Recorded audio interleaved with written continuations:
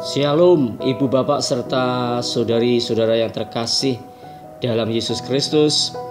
Kita jumpa lagi dalam renungan harian pagi edisi Rabu 15 Februari 2022 bersama saya Romo Herman dari Paroki Stefanus Surabaya. Terlebih dahulu akan saya bacakan bacaan Injil hari ini. Inilah Injil suci menurut Markus. Dimuliakanlah Tuhan. Markus bab 8 ayat 22 sampai dengan 26. Yesus menyembuhkan seorang buta di Betsaida. Kemudian tibalah Yesus dan murid-muridnya di Betsaida. Di situ orang membawa kepada Yesus seorang buta dan mereka memohon kepadanya supaya ia menjamah dia. Yesus memegang tangan orang buta itu dan membawa dia keluar kampung. Lalu Yesus meludahi mata orang itu dan meletakkan tangannya atasnya dan bertanya, "Sudahkah kau lihat sesuatu?" Orang itu memandang ke depan lalu berkata, "Aku melihat orang sebab melihat mereka berjalan-jalan, tetapi tampaknya seperti pohon-pohon." Yesus meletakkan lagi tangannya pada mata orang itu, maka orang itu sungguh-sungguh melihat dan telah sembuh, sehingga ia dapat melihat segala sesuatu dengan jelas.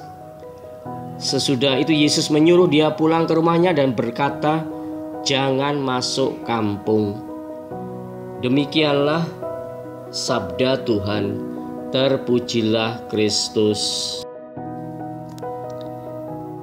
Ibu bapak serta saudari-saudara yang terkasih dalam Yesus Kristus, kalau kita membaca catatan kaki yang merupakan keterangan dari Injil Markus bab 8 ayat 22 sampai dengan 26 dalam Injil versi The American Bible terjemahan New Catholic, dikatakan bahwa ada kesamaan maksud dan tujuan pewartaan antara kisah dalam Markus 8 ayat 22 sampai dengan 26 dan Markus 7 ayat 31 sampai dengan 37, yakni kisah Yesus menyembuhkan seorang tuli.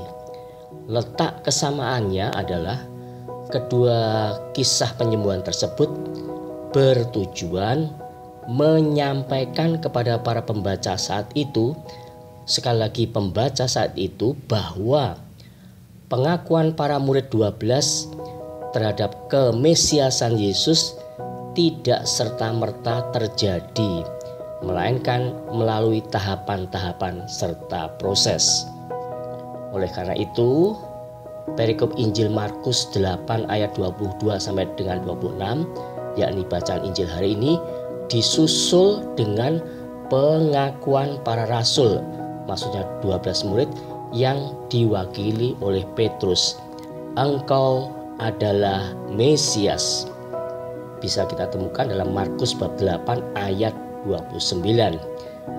Dan Yesus pun melarang para murid dengan keras supaya para murid tidak memberitahukan kepada siapapun tentang dia. Mengapa?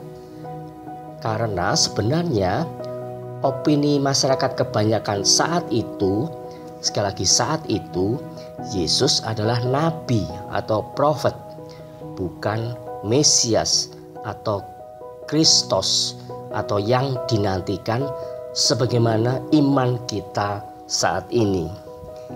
Ibu bapak serta saudara-saudara yang terkasih, mari kita merespons pewartaan Injil hari ini dengan bernyanyi seperti ini. Tuhan Yesus, sembuhkanlah kami, orang buta, orang congkak hati. Dari mati hidupkanlah kami, dari dosa bersihkanlah kami, Tuhan Yesus.